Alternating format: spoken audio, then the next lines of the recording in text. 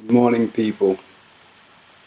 I'm sat here this morning and want to tell you about how you've got to go through certain things in life when you're trying to change and you're trying to adapt into the reality of life. It comes a time when you've been trying to make effort and do changes, and it can be sometimes disheartening, I'll agree. But the more important part of it is when you know that life is about ups and downs. Life is about change. And the more you can control yourself and the more you can feel positive in yourself, the more it becomes natural. I'm going to read you something that I wrote on Facebook, and I don't think people really could feel it the same way it was written. So maybe you'll get a different feeling from it when I tell you about it. Hopefully with these talks I can help to inspire people to gain self-control by self-help with abstinence. I've often wondered why people are so fascinated how I myself actually recovered. And more to the point, how did I refuse to take certain registered opiates and control my intake? And they were all stopped by my decision. In astonishingly fast time for an ex-addict, I recovered and made myself the way I am today. It took some serious decision making to go into recovery and challenge my inner self. It can disrupt your whole lifestyle. If you're determined to give up drugs and alcohol, substances or whatever your bag is, you have to be willing to sacrifice or give up things you hold dear in your life. The reason I say this is because if you love people in your life and they are a must to keep you focused on going straight, then you have to be cruel to be kind in a way. The point is, in order for you to give your true love to those you seriously love, the people in your life, you must then make a small plan to get yourself clear-minded. Learning how to become clean, this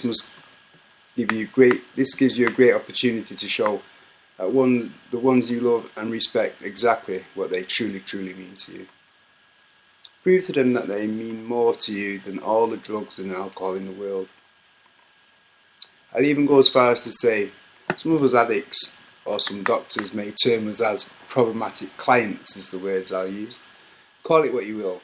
The fact still remains. A lot of us have a tendency to procrastinate. A lot of us go on and say, oh yeah, we say, I'll tell you what, I'll do it tomorrow. Or the best one is, yeah, more, friend or whoever.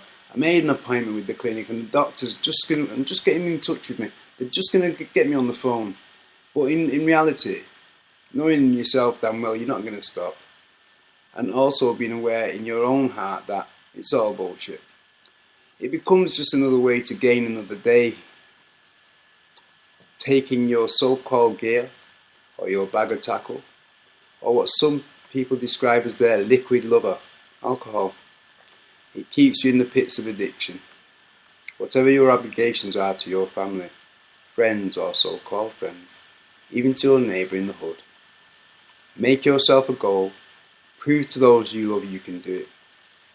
It's a shame some don't think like that. In our hours of need, we feel different. But I felt my life as an addict, plus an alcoholic, was just an immoral existence. Do we not care about the feelings of those around us? Do we not feel we can give some good back to those we care about? Like our children, our mothers, our fathers, our sisters, our brothers, our best friends, our lovers. If you love them so much, you can show your family and true friends how nice it is to be abstinent, how sweet it is to be clean and happy and free from the turmoil of addiction. Think about it. Why do you actually do it? I was once offered a prescribed dose of morphine for my pain, but whilst as a patient in North Devon Hospital, I took 3 doses. I was allowed 48. This was a method I implanted towards my willpower. Over years of being an addict, I learned to enhance into a stronger person. Now I'm in recovery.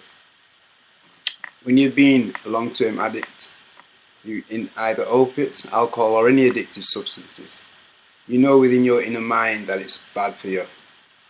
We all make reasonable excuses. To ourselves it's always justified as to why we can't stop or why it's so difficult to become abstinent.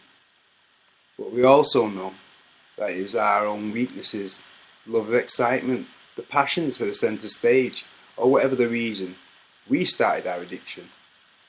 What many of us fail to realise is that it's up to us or the individual to stop taking drugs, substances, drink, whatever.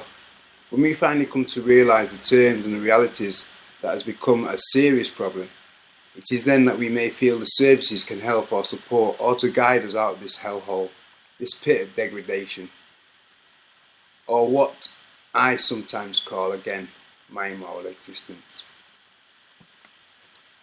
I am slowly putting down how I changed and who supported me through this journey, and why I want to show people you can truly succeed in recovery.